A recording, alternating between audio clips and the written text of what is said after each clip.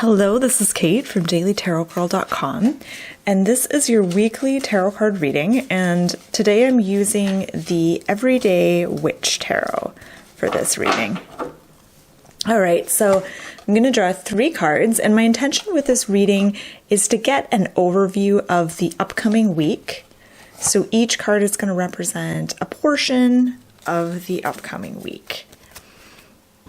And I just want to get some ideas, inspiration, and insights into the next few days.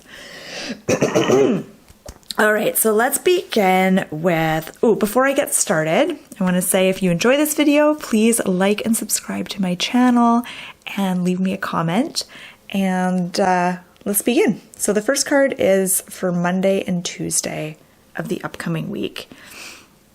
And here we have a major arcana card. We have number 10, the Wheel of Fortune. The Wheel of Fortune is an interesting card. And whenever it comes up in a reading, like there's certain cards, whenever they come up, I'm like, oh yeah, I know what this means, or I know how to read this.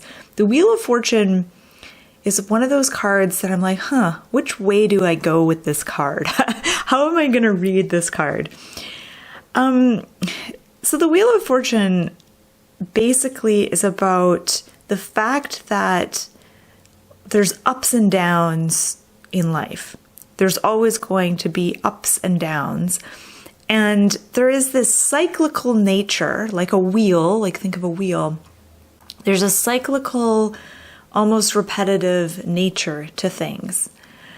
And the wisdom of the Wheel of Fortune is that if you're centered within yourself, then the ups and downs of day-to-day life, the little ups and downs and the big ups and downs, will not have the power to completely overtake you and pull you out of yourself. So, if you're centered within yourself, you're better able to weather the storms and also weather the good times. And we don't often think about the good times as being something that we need to weather.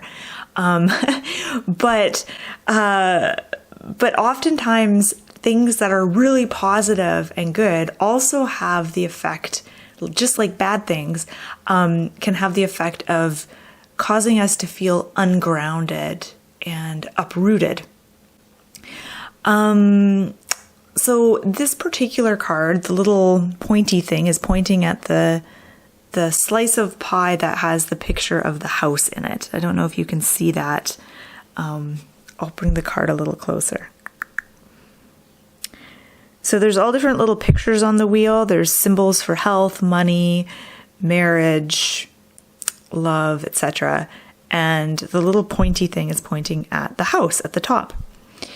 So the beginning of the week, I think, is a time to maybe create a sense of groundedness and stability where you live in your home. So doing whatever you need to do that. But ultimately, I feel like this card is saying, there's always going to be ups and downs in life. So if you're wanting stability, the stability has to be found within, not without, because external circumstances are always going to be shifting and changing, sometimes more so than other times. But this is about really getting centered within. And that almost looks like a bit of a nipple in the middle of the wheel. But I think of that it's a symbol of kind of centering yourself within yourself. And how do you do that? How do you get centered? I don't know. Let's see what the other card has to say. I feel like the other cards are going to kind of tell us how to do this week. All right, so here we have the Five of Wands. Five of Wands can be about competition, squabbling. It's what happens when a bunch of people with different views, different backgrounds, different opinions all get together and try to make something work. So you probably have experienced this in the workplace maybe, or within your family, or within your social group. This is an interesting phenomenon where like everyone has kind of a different mindset or a different agenda, and you're sort of thrust into this situation where you have to work together. So the energy of the Five of Wands, it's this kind of competitive, squabbling type of energy. And what's interesting is I think that this card tells us how we can get centered. So the Wheel of Fortune, I was like, okay, how do we get centered? How do we go about doing this? The Five of Wands presents the secret. So I'm going to tell you the secret. So the Five of Wands, as I see it here, can represent the different aspects of ourselves and the different competing wants and needs within the self. So I know that within myself, there's a part of me that wants to get up early, be productive, exercise, eat right, be a good person or whatever. And then there's this other part of me that just wants to sleep in and wants to eat whatever I want and wants to kind of give in to temptation and maybe even indulge in, laziness and stuff like that. And then I think there's other parts of me too. There's kind of like a needy, sort of childlike part of myself. There's a more aggressive, competitive part of who I am. And I think that all these different parts of myself can sometimes compete for space. And I think what most of us do is we decide what parts of ourselves are the good parts, and we try to showcase that. We try to encourage that, and the bad parts we try to repress. But usually what happens when you try to stuff a part of yourself down or deny a part of yourself is that it doesn't really go away. It festers, and then it comes popping up at a really inconvenient time.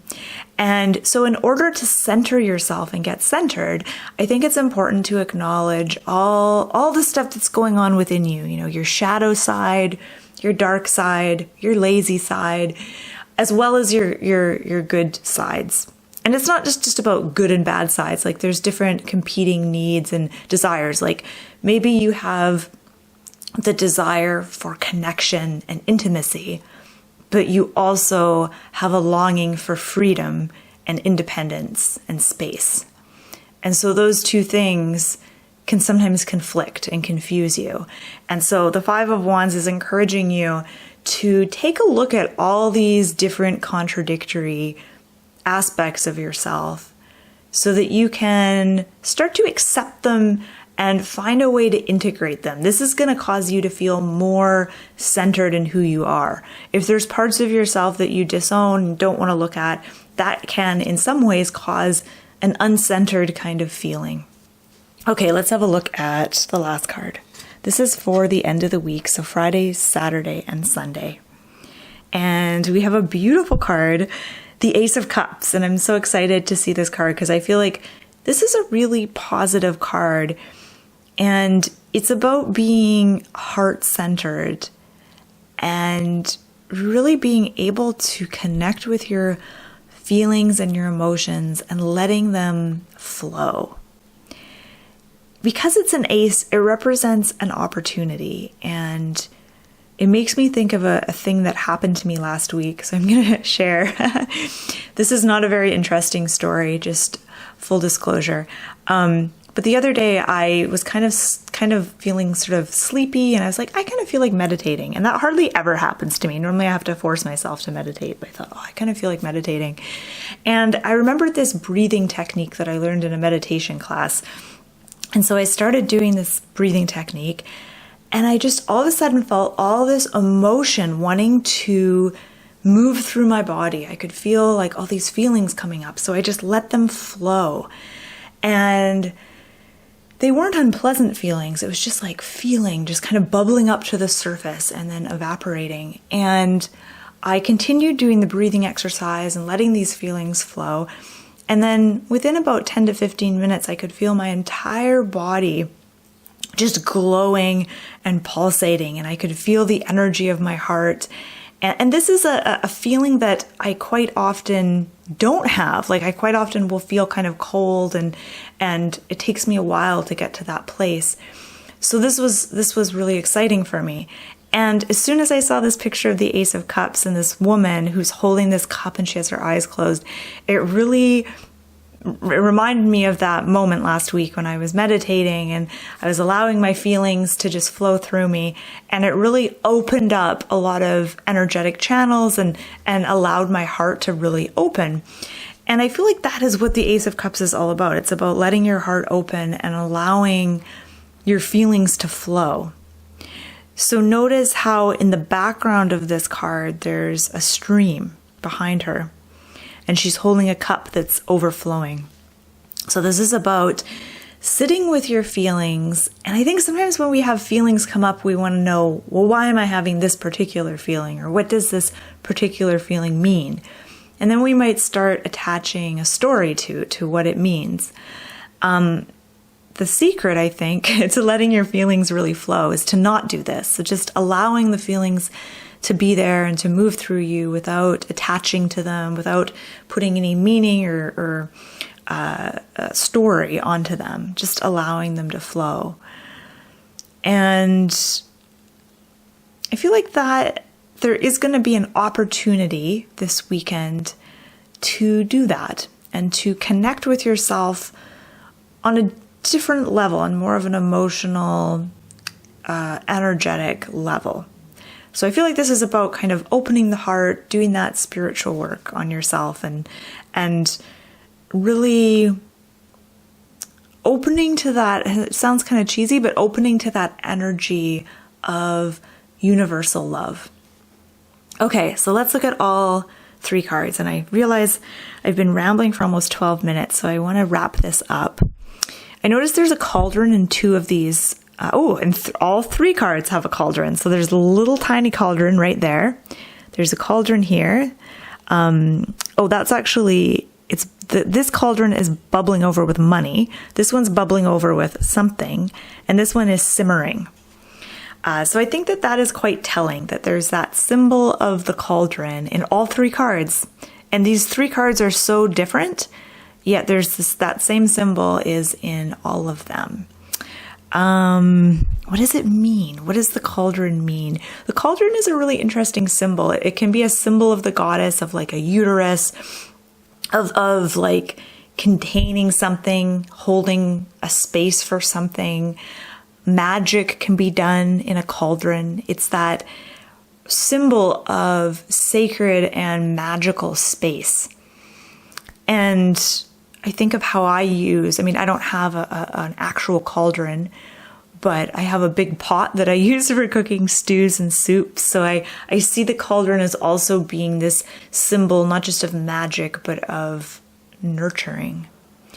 So I'll leave you with that and I'll let you contemplate that. And you can even ask yourself, what does that cauldron symbolize to me this week? So thank you so much for watching, and check out my website, dailytarotgirl.com. I've got tons of fun tarot exercises and resources on there for you to check out. And I hope you have a wonderful, wonderful week. Thanks for watching.